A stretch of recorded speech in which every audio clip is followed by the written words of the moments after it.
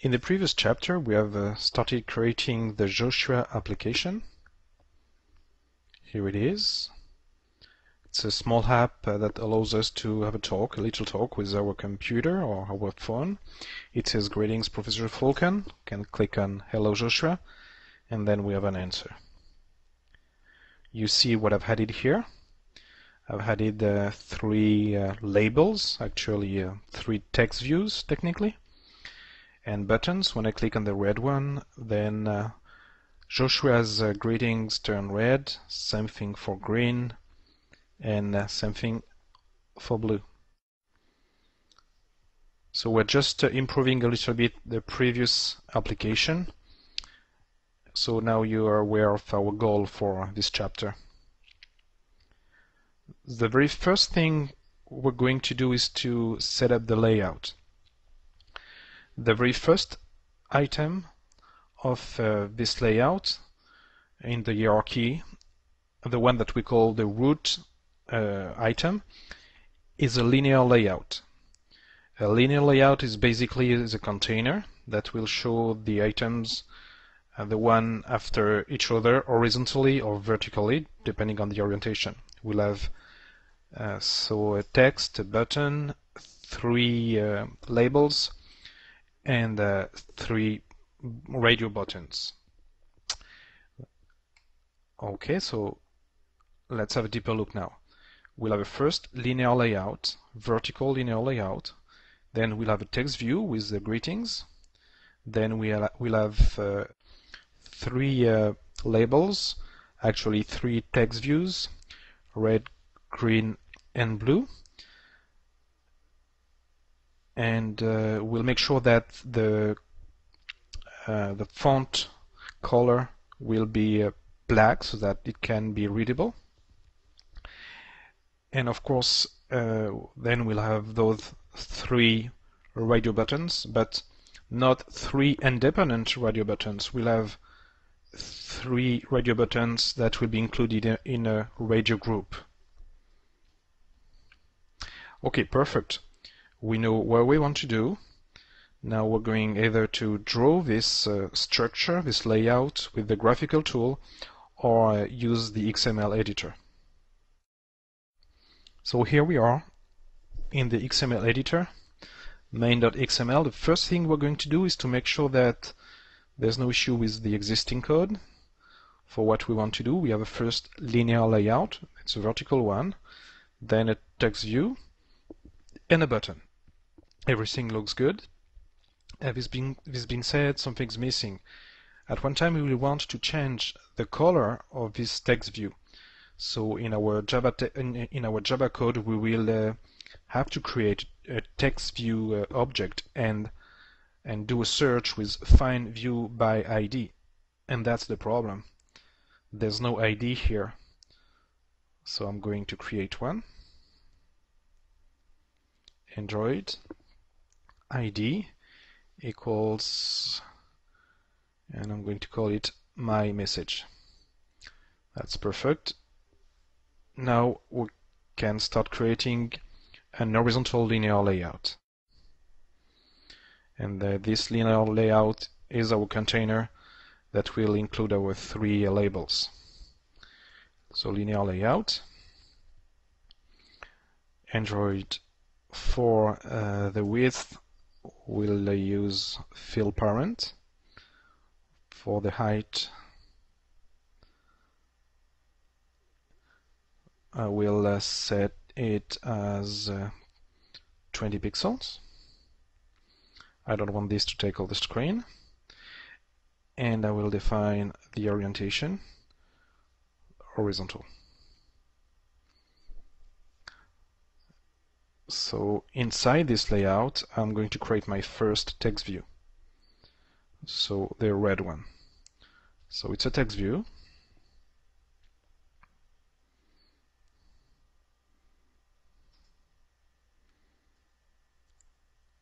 I know I'm going to surprise you a little bit, but for the layout width, I will use fill parent.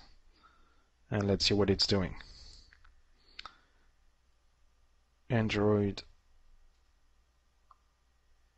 layout height fill parent. It will take all the available space, that is to say 20 pixels here. Now I'm going to define the font color. Oh, the background color first. Let's do background, and it's like in HTML or CSS. So FF0000 stands for red. And now let's do the text color. And we said we wanted it to be black. And the text itself, so I'm going to hard code it, but you should not do that. You know that you should create an entry in the strings.xml or any other value file. But as I mentioned, I'm not going necessarily to do that in this training, just for the purpose of saving time. We have to take also into account that we're only building demos here. So that's the first text view. I'm just using copy-paste to create the two other text views, changing the color for green and blue.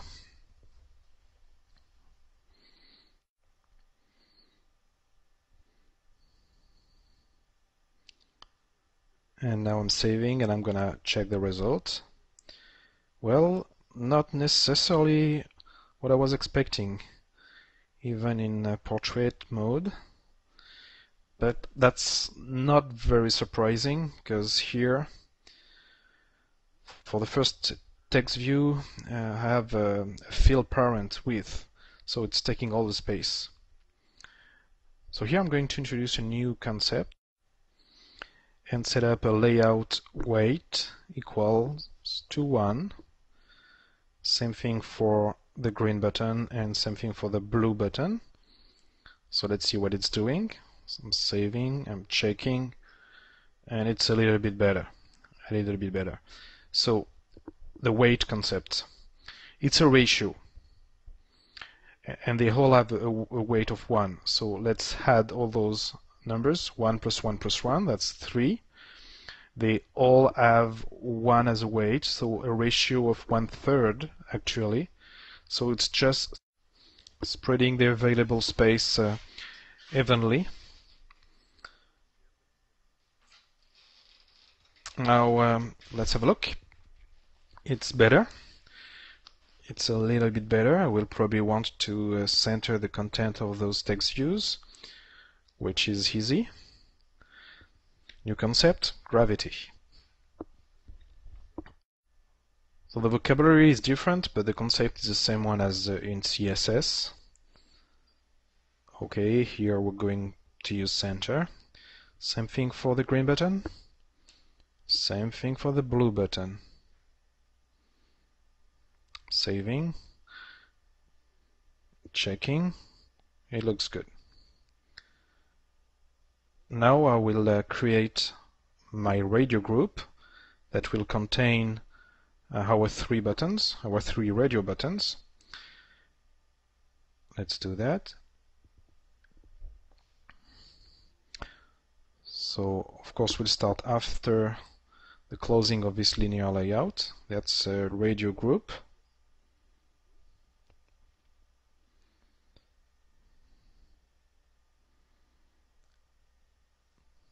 Layout with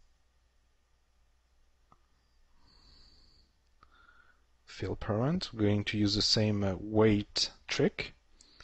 So for the height,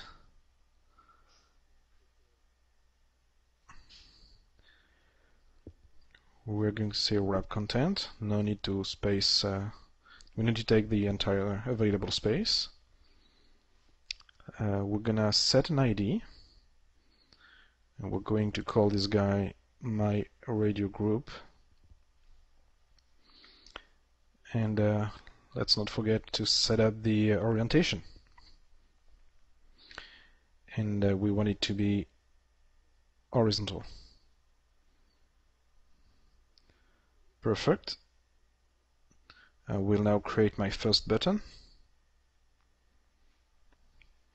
So it's a radio button.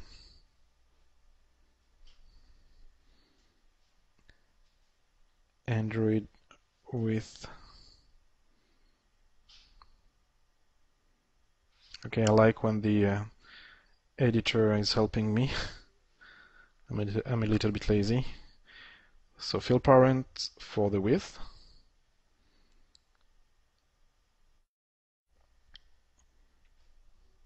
Layout height fill parent.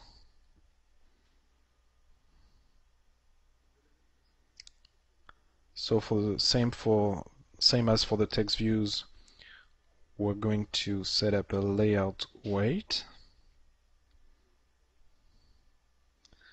equal 1.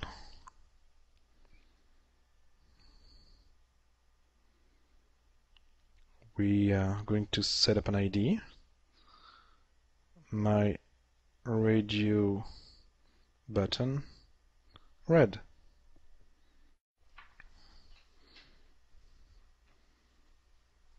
And now we can close this first radio button and create 2 new ones with copy and paste.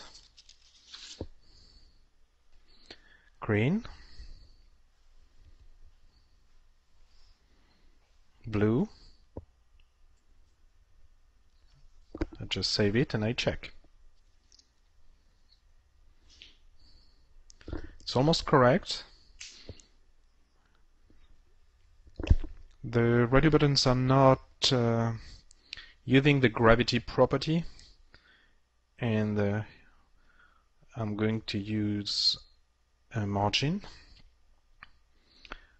layout, margin left,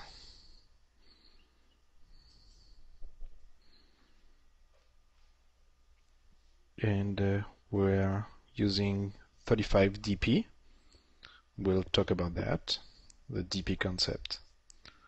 Same thing for the 2 other buttons. I'm saving, checking, and it seems that we're done. So let's talk about those dp. But we'll also need to talk about the px, in, mm, pt, and sp.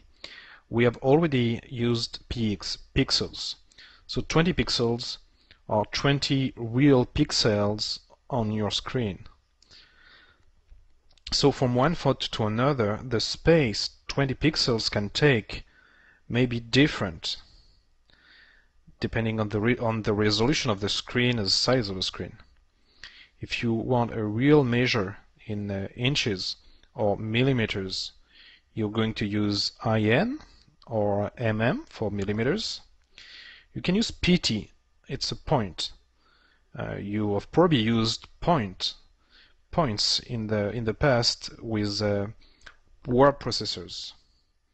This is the definition. A point is a 1/72 of an inch. That's something we are not going to use very often, very honestly. But we're going to use dp and sp. So first, a dp is a density independent pixels. It's an abstract unit that is based on the physical density of the screen. These units are relative to a 160 dpi screen, which is not the case for all the screens.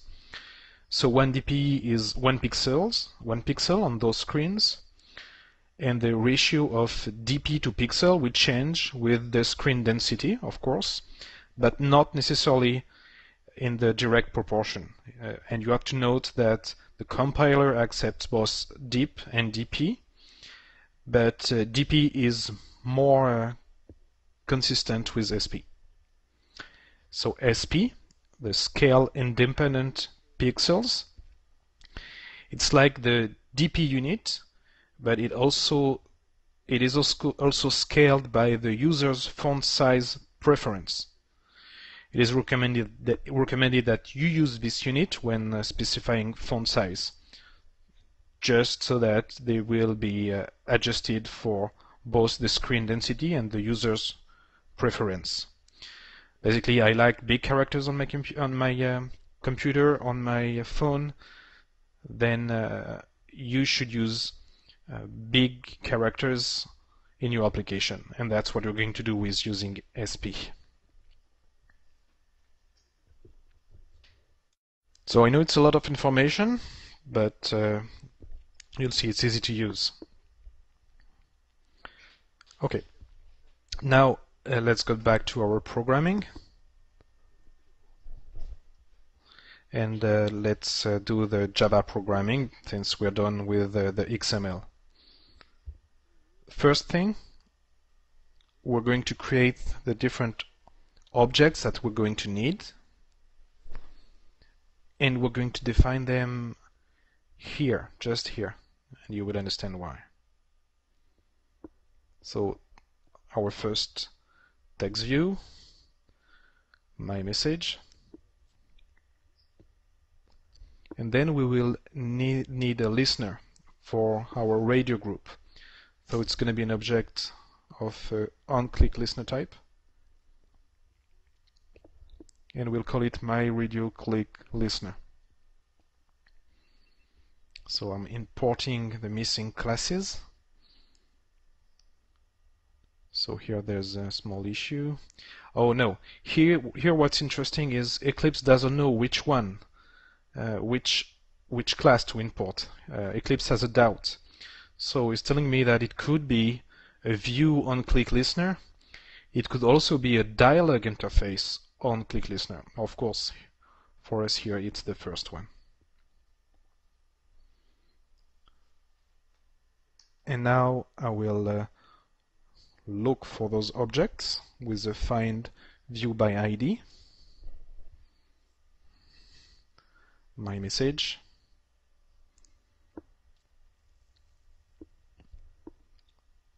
so find by view ID r.id dot my message.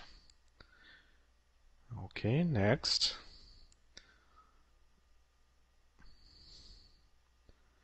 So now my radio click listener. So these are pretty big variable names, so I'm using control space to have the autocompletion. So my radio click listener equals new on click listener.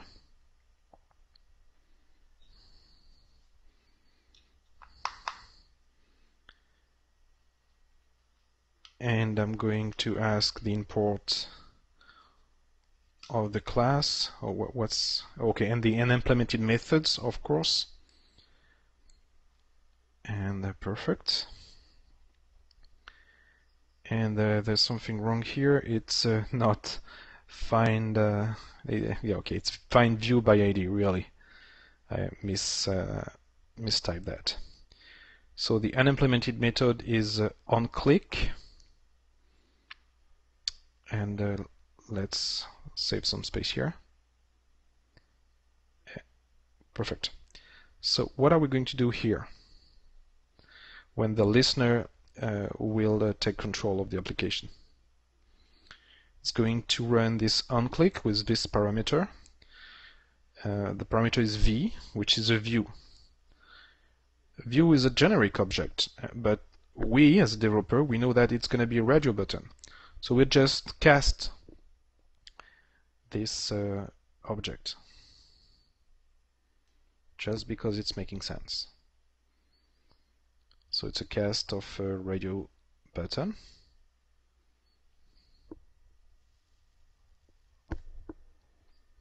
So when we'll be there, we will know that a radio button has been clicked.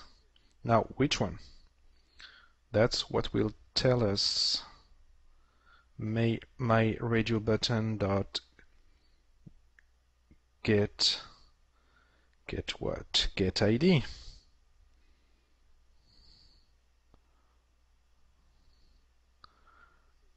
Now we're going to have a different behavior if the radio button clicked is the red one, the green one, or the blue one.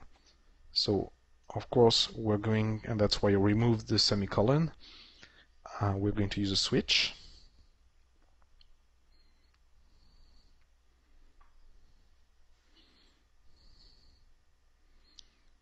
In the case of the red button, so the ID will be r.id.myRadioButtonRed.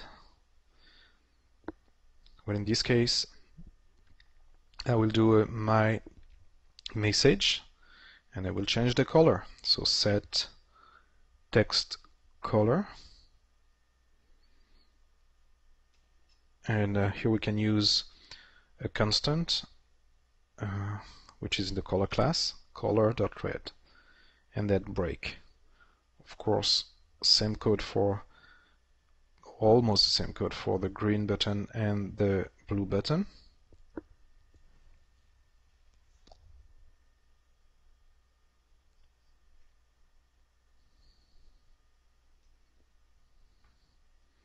I'm saving,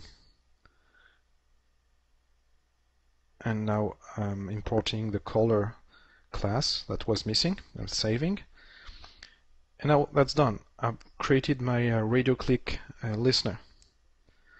Now I'm not going to create 3 different listeners. I cannot have an object with 3 listeners, but I can have a listener attached to 3 different objects, and that's what I'm going to do here.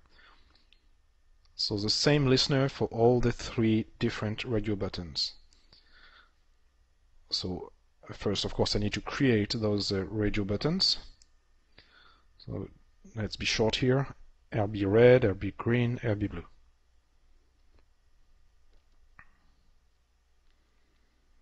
I'm importing the radio button object. Let's say that RB red is what's gonna get me find you by ID with r.id.myRadio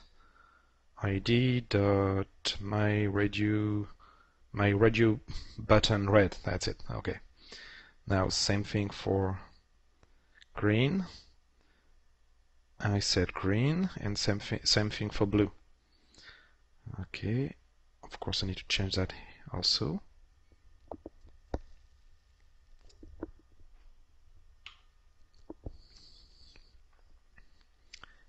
And now I just have to connect the buttons with the listeners. Sorry, I have to connect the buttons with the listener. Only one. So for the red button, set on click listener. I'm going to do the same thing for the 2 other radio buttons.